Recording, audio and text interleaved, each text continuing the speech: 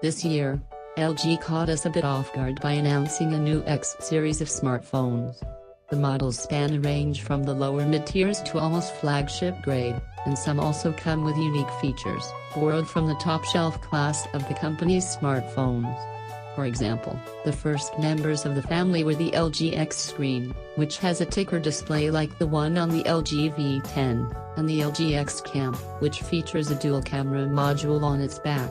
Later, a second wave of devices was announced, with the X Power, X Style, X Max, and X Mach fleshing out the portfolio. Here, we will be taking a look at the speediest of the bunch, the LG X Mach.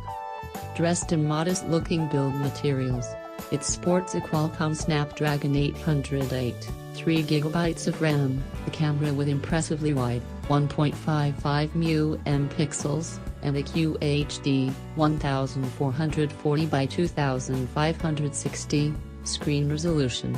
It's almost a flagship-class smartphone, without stepping on the LG G5's toes too much, possibly aimed at those who want top-level performance, but would prefer playing less, even if it's for a less flashy-looking handset. Camera. The LG X Max's unassuming looks don't only hide a rather powerful hardware package. There's also a very impressive main camera on board.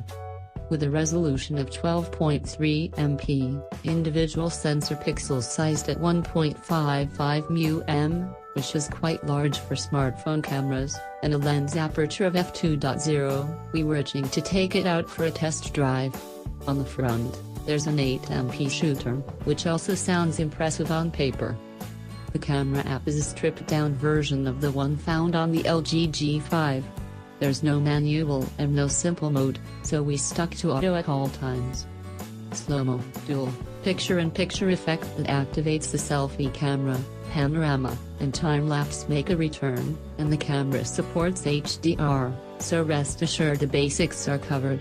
LG's signature selfie flash screen is also back to light up your mugshots. Photos taken with the LG X Mach come out with mostly accurate colors, decent detail, and good balance in dynamic scenes.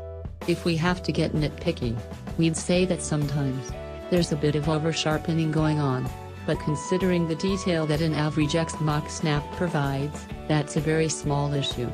Taking good-looking shots in the bright daylight is generally a straightforward affair, though the camera sometimes picks the wrong exposure setting, or the wrong object to focus on, so some patience may be required. Notice how dark picture 3 is, despite the fact that it was taken in the same garden, at the same time of day as picture 2. HDR is also well implemented and is subtle, often making for a dynamics balance that looks almost natural. Taking HDR shots requires you to hold the phone steady for a bit longer, and this is where the camera's lack of a noise module becomes more apparent, as it's easy to blur them. Taking snaps in the dark is doable, courtesy of the sensor's large, 1.55 μm pixels.